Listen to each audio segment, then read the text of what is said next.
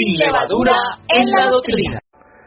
Te habla tu amigo hermano Carlos Hernán Sarmiento. Sin levadura la doctrina está en el aire y estás en la serie llamada Las 40 parábolas de Jesucristo.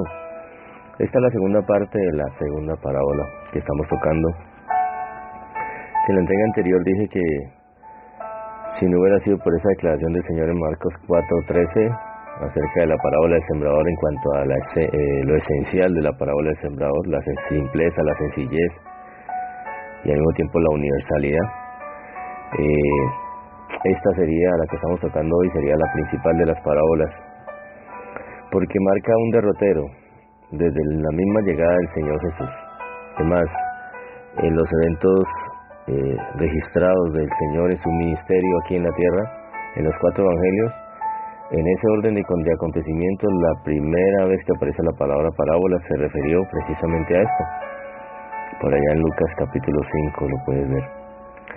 Pero entonces continuemos, estamos haciendo la exposición, quedamos en el punto específico de que Jesús no vino a hacer una colcha de retazos.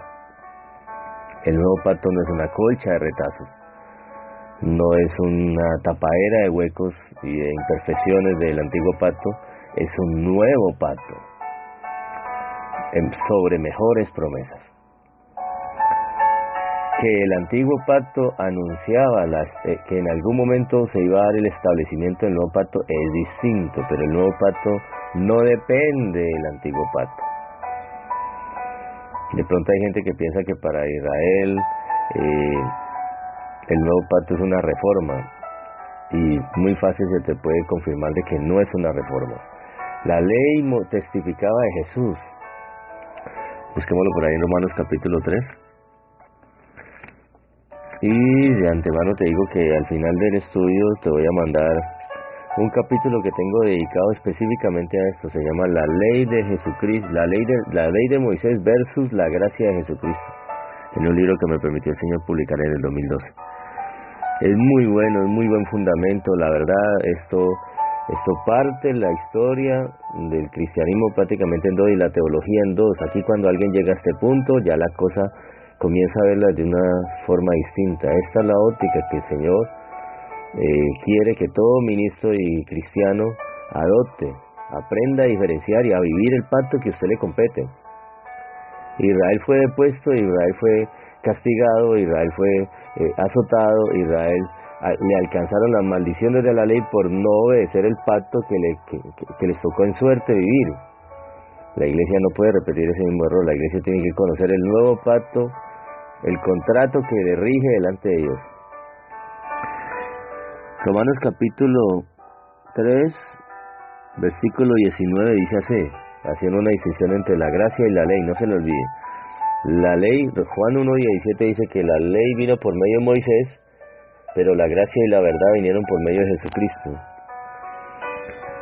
Dice el versículo 19, a ese pero de San Juan 1:17 también es aquí. La ley vino por medio de Moisés, pero la gracia y la verdad. No dice, la ley vino por medio de Moisés y la gracia que complementa la ley vino por medio de Jesús, no. Pero la gracia y la verdad vinieron por medio de Jesús. Y aquí también hay un pero, en Romanos 3:19. Pero sabemos que todo lo que la ley dice, lo dice a los que están bajo la ley, para que toda boca se cierre y todo el mundo quede bajo el juicio de Dios. Juicio de Dios es condenación.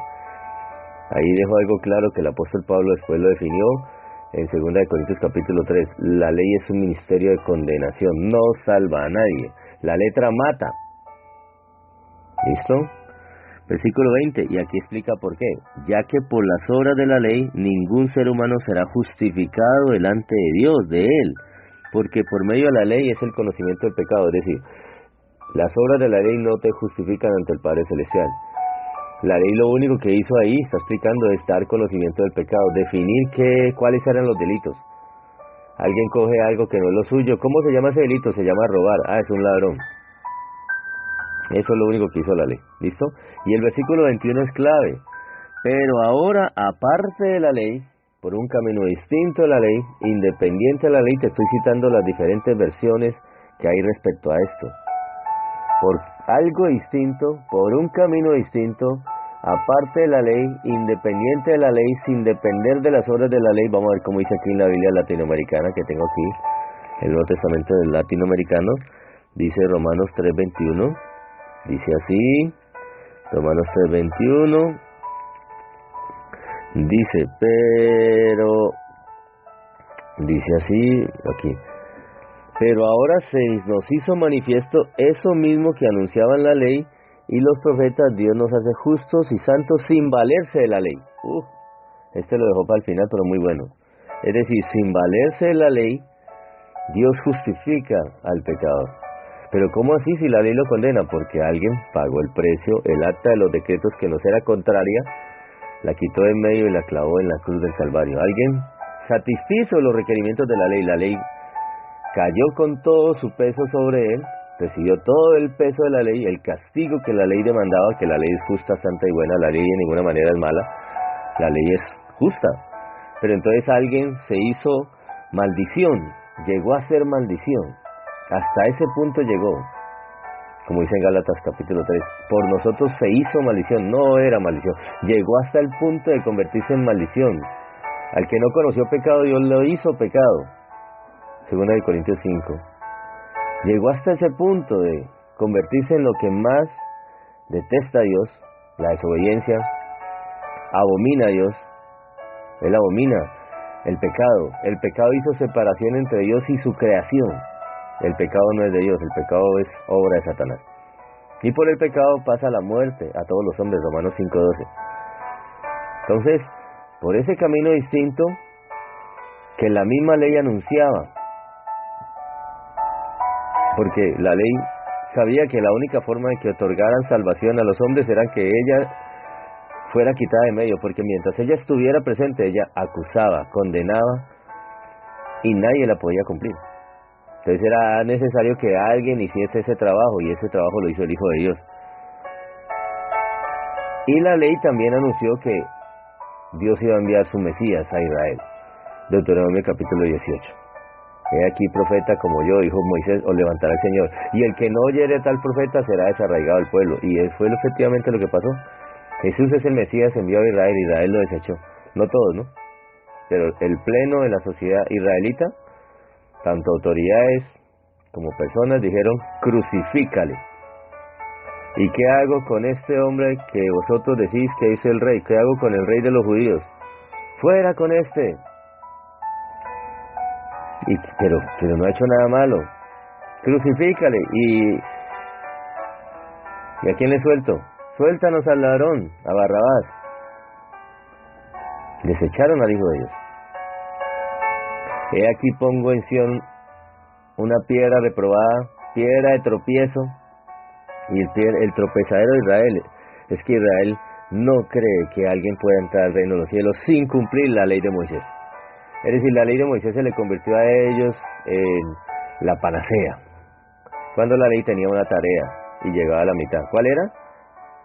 Desenmascarar el pecado inmerso en la naturaleza humana, ya incrustado, escrito, como le dijo el Señor en Ezequiel, el pecado está escrito con cincel de hierro, con punta de diamante en el corazón de Israel. Algo ya totalmente metido en el interior del ser humano. Entonces pero ahora aparte de la ley, Romanos 3:21, se ha manifestado la justicia de Dios testificada por la misma ley y por los profetas. Es decir, el juicio de Dios traía la ley, condenación para todo el mundo. Pero ahora, aparte de la ley, se ha manifestado, es decir, se hizo evidente a los hombres, manifestó la gracia, salió a la luz el método de amnistía y de salvación que Dios siempre ha tenido en todos los tiempos, porque Dios nunca ha salvado por la ley. Abraham fue hecho justo por la fe, no por cumplir obras. Y el tiempo de Abraham no existía la ley. Fue justificado. Ese siempre ha sido el mismo método de trabajo del Señor. Ahí lo dice en Romanos capítulo 4. ¿Qué pues diremos?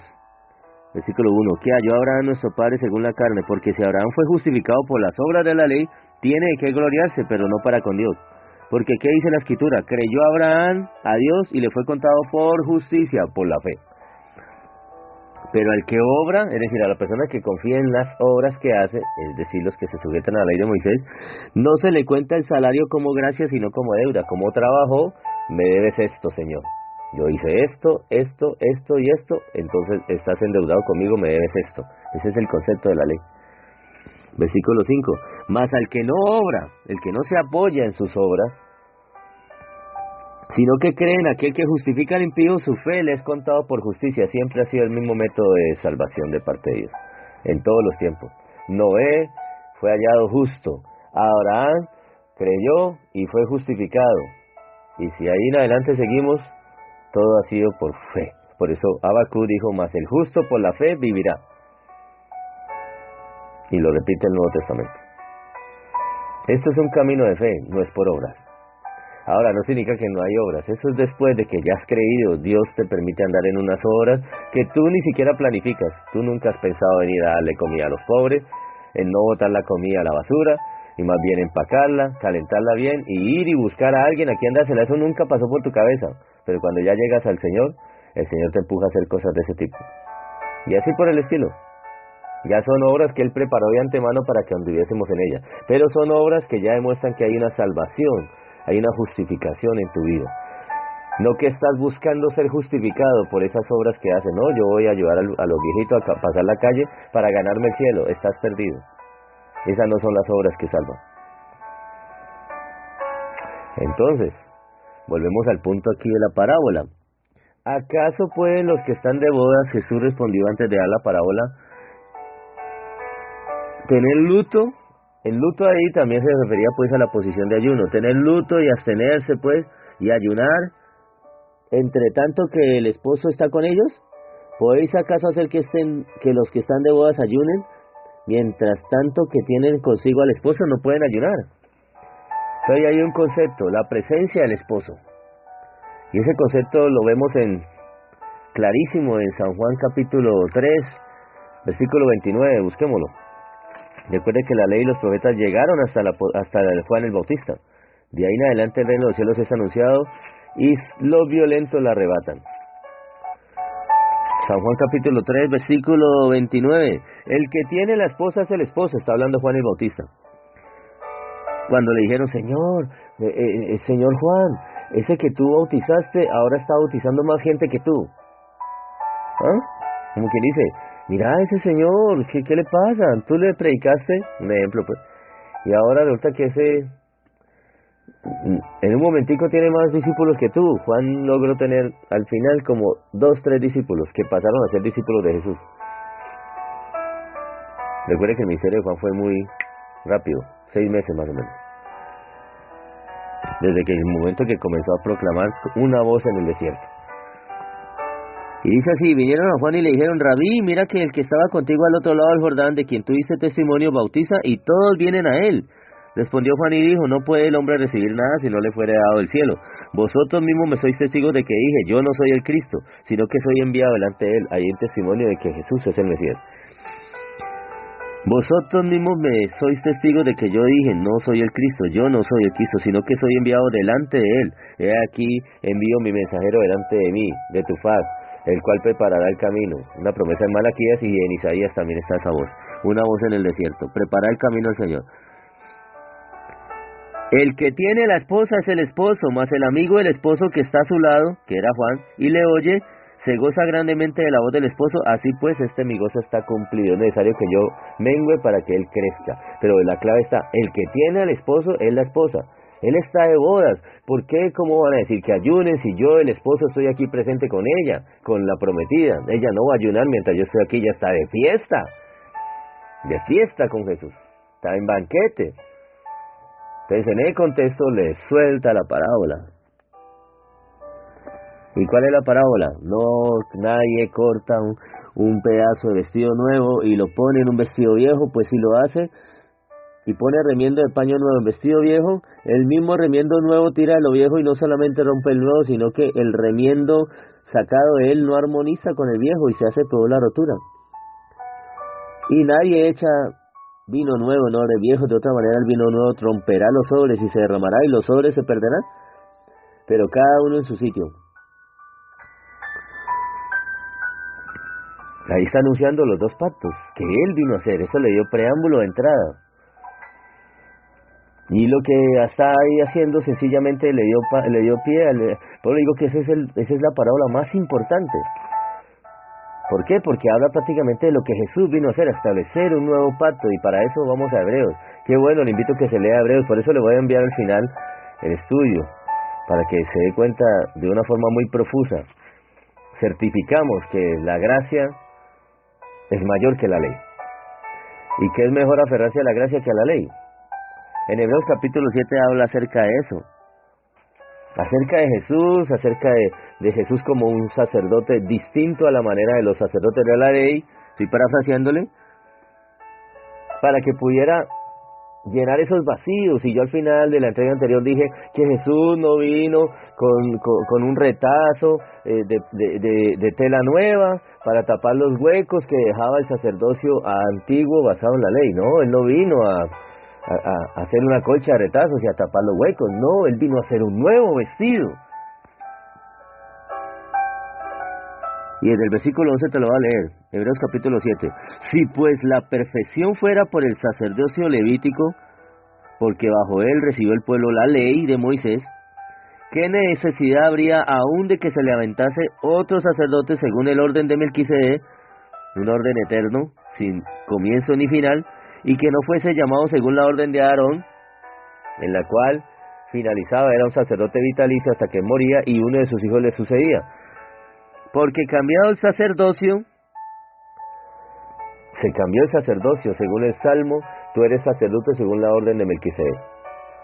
Cambiado el sacerdocio, es necesario que también haya, ¿qué? Cambio de ley. Oh, la ley, Jesús, el tropiezo de esta gente está en que no entienden Mateo 5:17. No penséis que he venido a abrogar la ley y los profetas.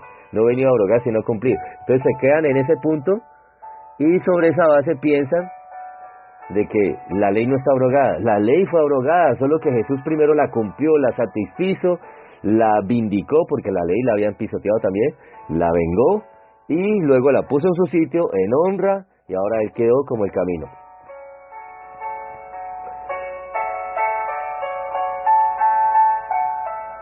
Ese es el concepto que hay que manejar. Porque cambiado el sacerdocio es necesario que también haya cambio de ley, porque no es posible que se cambie el sacerdocio y sigan las mismas reglas. Ahora, no, el pueblo de Dios no está sin ley. Nosotros no tenemos la ley de Moisés, tenemos la ley de Cristo, la ley del Espíritu de vida en Cristo Jesús, Romanos capítulo 8. No estamos sin ley. Y en la ley de Cristo esos mandamientos son impresos en nuestra mente y en nuestro corazón por el Espíritu de Dios. Somos tablas leídas. Por eso dice ministros de un... O sea, el Señor nos hizo ministros competentes de un nuevo pacto, no de la letra, sino del Espíritu, porque a la letra mata, más el Espíritu, ¿qué? Vivifica. Entonces la ley fue cambiada. Los cristianos no están bajo la ley, Romanos 6:4, sino bajo la gracia. La gracia es la ley de Cristo. ¿Y cuál es la gracia? Que sos guiado por el Espíritu Santo de Dios y obtienes lo que por obras no pudo tener Israel, pero sí lo tienes por fe, porque le crees al Señor, que Él es cumplidor de promesas. Dice así: porque cambiado el sacerdocio, Hebreos 7:12, necesario es que haya también cambio de ley, y aquel de quien se dice esto es de otra tribu, está hablando de Jesús, de la cual nadie sirvió al altar. Porque manifiesto es que nuestro Señor Jesús vino de la tribu de Judá, de la cual nada habló Moisés tocante al sacerdocio, pero sí a la realeza. Porque aquí tenemos un sacerdote rey, y ahí había problema en el Antiguo Testamento. Eso era un vacío de la ley. ¿Cuál era? Que el sacerdote que acercaba al pueblo a la espiritualidad no era el que manejaba el pueblo, no era el que manejaba el pueblo, no era el rey, no era el que tenía el poder ejecutivo. Y el rey, que se supone que tenía que tenía que guiar, pastorear a estas personas para que estuvieran cerca de Dios, no era el sacerdote que vivía pegado al corazón del Señor. Entonces a veces se levantaban reyes que querían hacer lo que les daba en gana, y el sacerdote trataba de ponerlos y ajustarlos a la esta, y allá había problemas. Es más, se dio circunstancias, y pasó con el rey Saúl, que mandó a matar al sacerdote Abiatar, y lo mató. Y no solamente al sacerdote, a todos los de eso, por una palabra, por la negligencia de Elí, porque Elí fue negligente en enderezar el camino de sus dos hijos. Son ni fines, sacerdotes, según el ministerio del Antiguo Testamento, de la ley. Y al ser alcahueta con el pecado, se leyó una palabra y esa palabra se cumplió con Saúl. Y prácticamente acabó con todo su estirpe. Solo quedó uno, que fue el que le ayudó al rey David a levantar el tabernáculo. Él fue el único que escapó. De resto los hubieran matado a todos. Por ahí léelo, segundo libro de Samuel. Entonces ahora tenemos un sacerdote rey. Porque manifiesto es que nuestro Señor vino de la tribu de Judá, de la cual nada habló Moisés tocante al sacerdocio. Y esto es aún más manifiesto si a semejanza de Melquisedec se levanta un sacerdote distinto, haciendo la comparación, comenzando en Hebreos capítulo 7, con aquel al cual Abraham entregó todo, porque Melquisedec era mayor que Abraham. Y esa figura de sacerdocio de Melquisedec, que recibió de Abraham todo, los diezmos, las ofrendas, como agradecimiento a Dios, lo utiliza aquí el apóstol Pablo, porque Pablo fue el que escribió Hebreos. Nadie podía conocer a profundidad esto si no fue Pablo. Solamente que yo creo que quedó manifiesto escrito que lo publicaran después de su muerte. Esto se publicó 2 años después de su muerte o al año siguiente. 2 años antes de que cayera el templo de Jerusalén. Esto es aún más manifiesto si a semejanza de Melquisedec, versículo 15, se levanta un sacerdote distinto, no constituido conforme a la ley del mandamiento acerca de la descendencia. Recuerde, moría Aarón, le seguía a su hijo. Nadab y Abiú murieron por fuego. Entonces siguió ¿quién? Finnes. Y así por el estilo. Entonces era una descendencia, por descendencia. No constituido conforme a la ley del mandamiento acerca de la descendencia, sino según el poder de una vida indestructible. Jesús vive para siempre. Pues se da testimonio de él, tú eres sacerdote para siempre, según el orden de Melquisedec. Queda pues abrogado el mandamiento anterior a causa de su debilidad e ineficacia. ¿Cuál era el mandamiento anterior? Que los sacerdotes se daban a través de una línea generacional. Quedó abrogado. Y ahora el sacerdote, tenemos un sacerdote inmutable que traspasó los cielos, ahí mismo lo dice en Hebreos capítulo 5. Un sacerdote inmutable que traspasó los cielos y que nos puede presentar ahora delante de Dios. Porque todo sumo sacerdote, capítulo 5, versículo 1, tomado entre los hombres es constituido a favor de los hombres en lo que a Dios se refiere, pero para que presente ofrendas y sacrificios por los pecados, para que se muestre paciente con los ignorantes, extraviados, y nadie toma para sí esta honra, sino el que es llamado por Dios como lo fue Aarón. ¿Listo? Y dice luego, así tampoco Cristo se glorificó a sí mismo haciéndose sumo sacerdote, versículo 5, sino que el que le dijo, tú eres mi hijo, yo te he engendrado hoy, también le dijo en otro lugar, tú eres sacerdote para siempre según la orden de Melquisedec. Y Cristo en los días de su carne, ofreciendo ruegos y súplicas con gran clamor y lágrimas al que le podía librar de la muerte, fue oído a causa de su temor reverente, aunque era hijo, por lo que padeció, aprendió la obediencia, y habiendo sido perfeccionado, vino a ser autor de eterna salvación para todos los que le obedecen, y fue declarado por Dios sumo sacerdote según la orden de Melquisedec. Porque recuerde que el sacerdote, según la ley y la descendencia, lo condenó a muerte, al paredón. De Caifás salió esto, por eso Jesús le dijo a Pilato, el que a ti me ha entregado mayor pecado tiene, y fue Caifás, que era el sumo sacerdote en ese año y tenía que presentar al pueblo al Mesías. Esa era la función del sacerdote. Cuando apareciera el Mesías, el sumo sacerdote lo hacía oficial al pueblo. Este lo hizo oficial, pero para decir, condénenlo, crucifíquelo, no es ningún Mesías, ese es un engañador. Así decían de Jesús. Recuerden que cuando murió fueron a decirle a Pilato, nos acordamos que aquel engañador decía que al tercer día se iba a levantar los muertos, así que por favor coloca una guardia y coloca tu sello real, el sello del César, el anillo del César, sellando esa roca para que nadie lo mueva y no se atrevan los discípulos a destaparlo, porque destapan, sacan el cuerpo, luego dicen que resucitó y es peor el engaño. Pero no contaban que Jesús resucitó, dándole una segunda oportunidad a esa gente, porque ellos se dieron cuenta, los soldados fueron primeramente a los sacerdotes y le dijeron, vino un ángel, la abrió y se paró de los muertos. Eso era suficiente para que Anás, Caifás y todo ese Sanedrín se hubieran postrado. ¿Qué hicimos? Matamos al Mesías. No. No le vayan a decir a nadie. Si el gobernador se da cuenta, tranquilo que el otro le salvamos las vidas. ¿Por qué? Porque se rompió un sello real del César y eso daba muerte. Y esa versión, según Mateo, al final, capítulo 28, dice que es lo que se cree hoy entre los judíos. Esa es la versión que corre. Arrancó de Caifás y de Anás, los sumos sacerdotes en el tiempo, el suegro y el yerno. Hijos de Aarón, que en vez de presentar al Mesías, a Israel, lo condenaron a muerte. Pero ellos mismos levantaron esa falacia diciendo que sus discípulos robaron el cuerpo. Cuando los soldados le dijeron que un ángel corrió la piedra y salió él resucitado. Tremendo, ¿no? Misericordia a Dios. Volvemos a Hebreos capítulo 7, versículo 18. Queda pues abrogado el mandamiento anterior a causa de su debilidad e ineficacia, los huecos de la ley, las debilidades de la ley, a las cuales Jesús dijo, yo no vengo a colocarle paño y hueco a esas debilidades, yo vengo a hacer algo perfecto, fuerte, inamovible, un pacto sempiterno, mejor todavía que el antiguo pacto. Versículo 19, y ahí lo confirma, pues nada perfeccionó la ley, y de la introducción de una mejor esperanza por la cual nos acercamos a Dios. Y esto no fue hecho sin juramento, porque los otros ciertamente sin juramento fueron hechos sacerdotes, pero el nuevo pacto, con el juramento del que le dijo, juró el Señor y no se arrepentirá, desde el cielo, tú eres sacerdote para siempre según la orden de Melquisedec. Por tanto, Jesús es hecho fiador de un mejor pacto.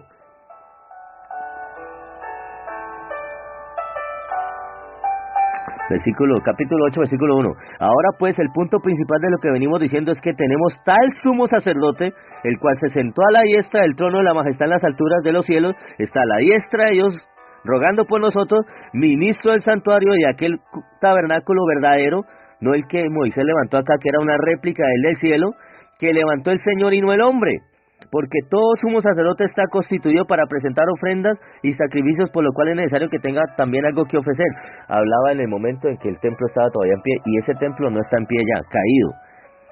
Si estuviera presente, todavía seguirían sacrificando ovejitas.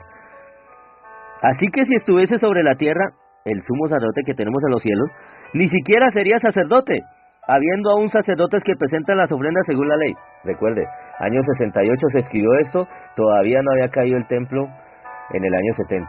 ¿Listo?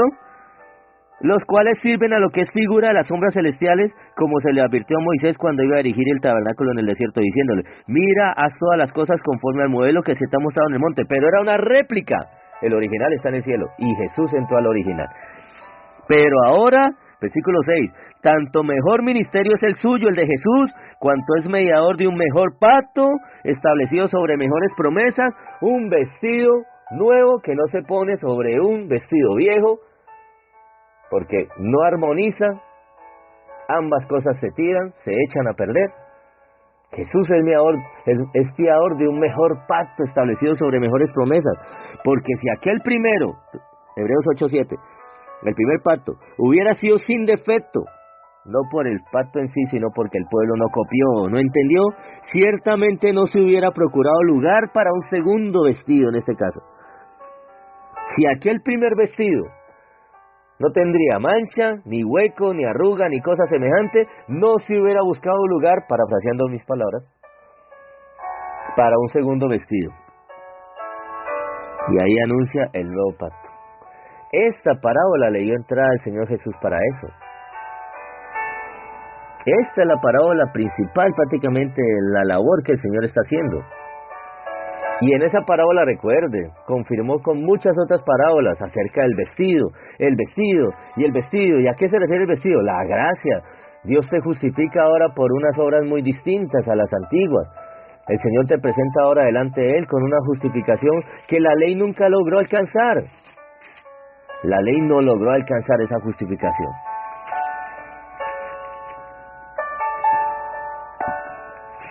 Recuerde la parábola de la fiesta de bodas. Mateo 22:12. Después de entrar a las bodas, al festejo, al festín, el esposo está con ellos, no pueden ayunar. Mientras están las bodas, ahí está presente el esposo. Y en la parábola que Jesús contó, de la parábola de la fiesta de bodas de un padre a su hijo, el padre, ya después de que la casa se llenó, baja y mira a todos y observa a un amigo. Versículo 11:22, Mateo 22:11, y entró el rey para ver a los convidados y vio allí un hombre que no estaba vestido de boda. y le dijo, amigo, ¿cómo entraste aquí sin estar vestido de boda? Y no le pudo responder, ¿por qué? Porque eso es un nuevo vestido que el Señor quería hacer. El nuevo pacto es una nueva vestidura. Y para eso Dios preparó al apóstol Pablo para enseñarle eso. También dio un adelanto acerca de Mateo capítulo 25 de la parábola de las viudas, de las vírgenes. Donde dije, aquí el esposo.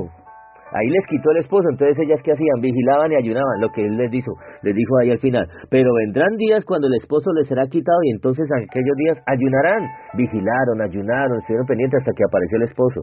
Y las que estuvieron listas, entraron a la fiesta. ¿Quién utilizó el Señor para eso? Pues el apóstol Pablo, entendió muy claro eso, porque el apóstol Pablo antes se justificaba por la ley. Vamos a Filipenses, por favor, y con esto vamos cerrando. Pero recuerda que te voy a mandar al final un compendio de todo eso, porque en esto, si quieres de verdad conocer Biblia, en este tema tenés que aprender a ser versado, no un niño, no vocales, no primaria ni bachillerato, necesitas tener un nivel universitario. Más, si pudieras e hicieras un doctorado en esto, aprende eso, y eso también va para los ministros.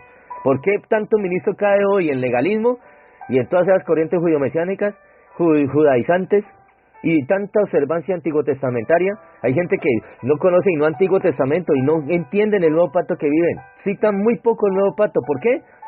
Porque no sos versado en este punto que Jesús dejó claro. El nuevo pacto es independiente del antiguo pacto. El antiguo pacto quedó escrito para nosotros, para ejemplo, 1 Corintios 10. Ahí quedó, para que no hagamos lo mismo que Israel cometió. No más. Pero ya para avanzar, tienes que conocer el nuevo pacto que te compete en la sangre y cuerpo de Cristo, y que está simbolizado, figurado en los evangelios, explicado en las cartas del Nuevo Testamento. Ahí está explicado la nueva doctrina, la que Jesús dijo, mi doctrina no es mía, sino del Padre que me envió. La nueva doctrina, la cual puede echar fuera demonios, sanar enfermos, porque de gracia recibieron, entonces dan de gracia. Esa nueva doctrina usted tiene que aprender a ser versado. Filipenses capítulo 3,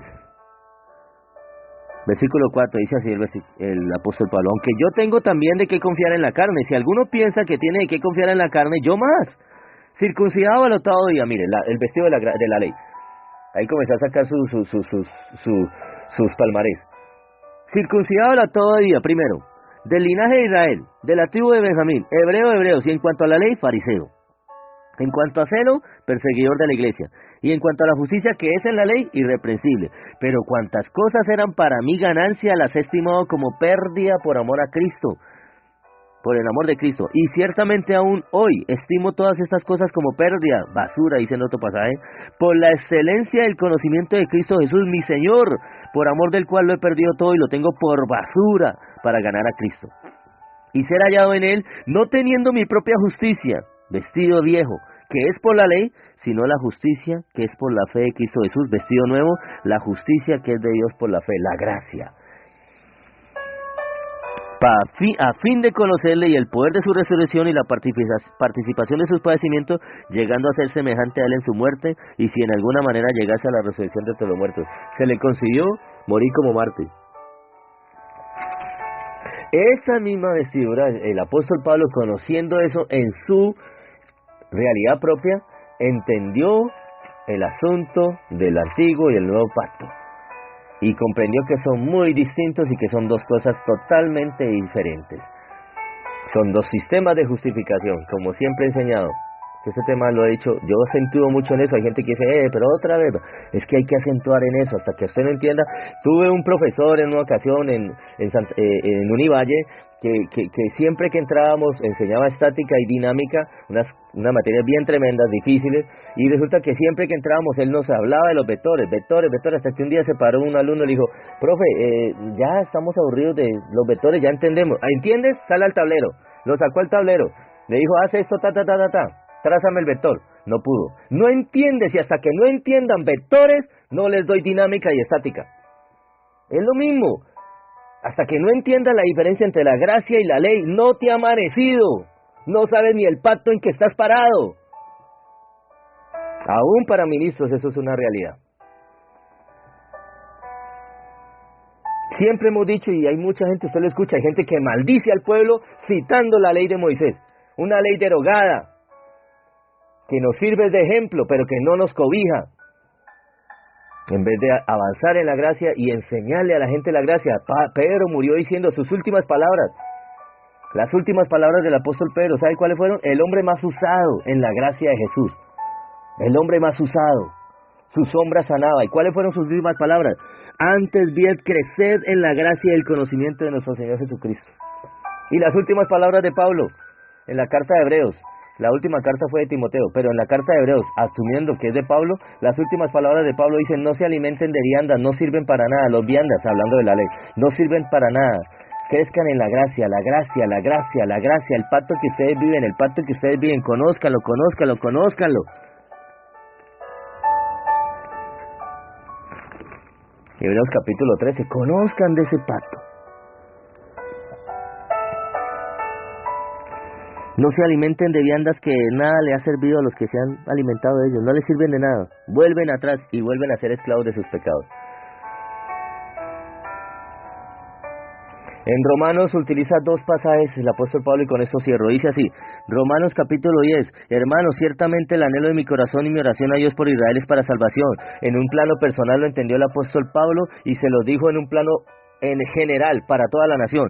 Porque yo les doy testimonio, Romanos 10:2, de que tienen celo de Dios, pero no conforme a ciencia, porque ignorando la justicia de Dios, el vestido de la gracia, y procurando establecer la suya propia, el vestido viejo de la ley, no se han sujetado a la justicia de Dios. Porque el fin de la ley es Cristo, para justicia a todo aquel que cree. La ley finaliza cuando usted se entrega a la gracia, y también se lo dijo en un plano personal a todo aquel que cree. Romanos capítulo 7, versículo 4. ¿Acaso ignorás, hermanos? Desde el 1 lo leo.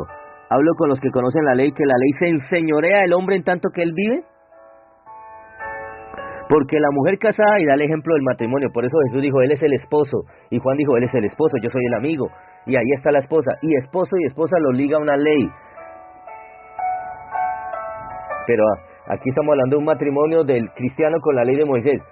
Cuando debe estar casados con la gracia de Jesús, dice, porque la ley, la mujer casada está sujeta por la ley al marido mientras éste vive, pero cuando el marido muere, ella queda libre de la ley del marido.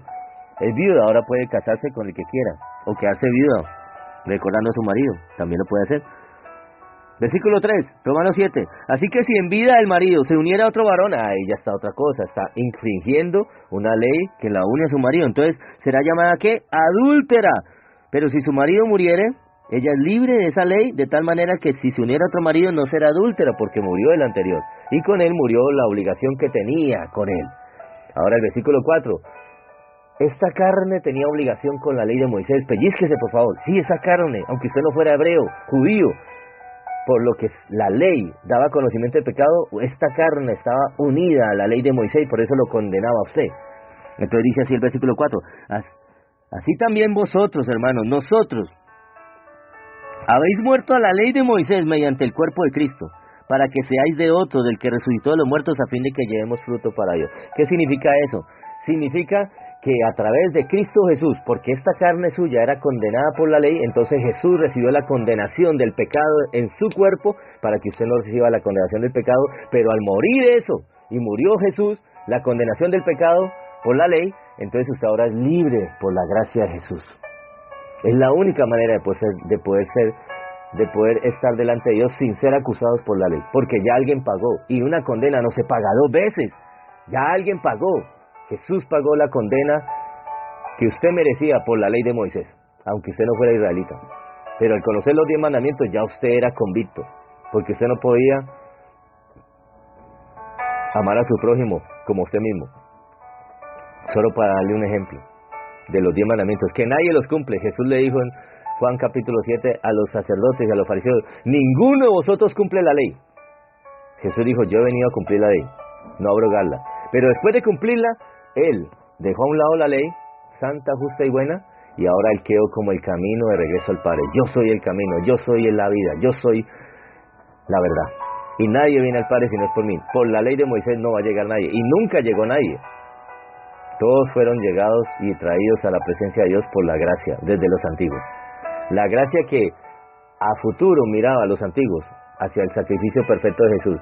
Y la gracia que ahora, en retrospectiva hacia el pasado, miramos según la obra que Él hizo hace 2000 años. Por eso siempre decimos, Señor, En la cruz conocimos, Señor Dios, nuestra salvación y fuimos libertados de la condenación de la ley.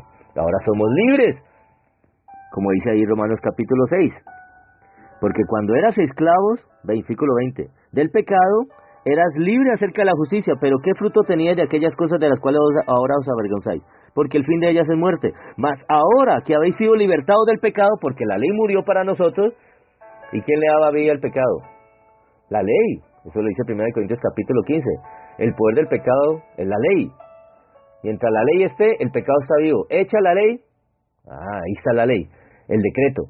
Pero ahora, más ahora que habéis sido libertados del pecado porque la ley fue quitada en medio y ya no nos acusa, ahora habéis sido hechos siervos de Dios y tenéis por fruto la santificación y como fin la vida eterna. Ahora sí podemos andar en las obras que a Dios le agrada. Entonces, ¿sí ve que esta parábola era vital?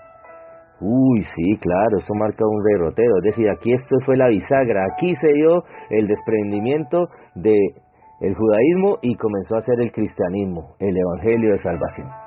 De allí salió y para eso era necesario dejar eso allí. Es lo viejito, es lo añejo y no voy a mezclar una cosa con la otra. Va a quedar como testimonio, 1 Corintios capítulo 10. Va a quedar como ejemplo. Estas cosas les acontecieron a ellos y quedaron registradas, escritas para nosotros, para amonestarnos, para hacer ejemplo. No es nuestra línea de tradición, no es nuestro derrotero. Nosotros no vamos a cumplir las fiestas de Leví, las fiestas levíticas. Nosotros no vamos a guardar la cultura judía, la idiosincrasia de ellos, porque a ellos no les sirvió. Y si no les sirvió, mucho menos nos servirá a nosotros. Nosotros ahora estamos en un mejor pacto, sobre mejores promesas, basados en un sacrificio eterno que alguien hizo por nosotros un día, sin conocernos. Más bien, sin nosotros conocerle a Él sí nos conocía. Y ese es nuestro fundamento de fe. Ese vestido es perfecto. Por eso dice en Apocalipsis que a su esposa se le ha concedido que se vista de lino fino. Ese es el vestido nuevo. No fue una colcha de retazo lo que Jesús vino a hacer con nosotros. Hasta ahí te lo dejo y vamos a, en la siguiente entrega, dar lugar a la tercera parábola. Oremos. Padre Celestial, en el nombre de Jesús, yo creo que no hay nada más que decir. Solo te pido, Dios, que el pueblo de hoy conozca el pacto en que le costó la vida a tu Hijo. Ese pacto, tú pusiste el Cordero Dios que quita el pecado del mundo. Y ese pacto le costó la vida a tu Hijo, Señor. Y sufrimiento, gotas de sangre sudó antes de ser entregado. Padeció, pero la Escritura dice que gracias a Dios fue entregado. Si no, no hubiera salvación para nadie. Padre, gracias, te alabamos, te bendecimos por haber hecho con nosotros un nuevo pacto, Señor. Bendito es tu nombre para siempre. Dios le bendiga. Ministerio Sarmiento Arboleda. Ministerio de enseñanza e instrucción bíblica.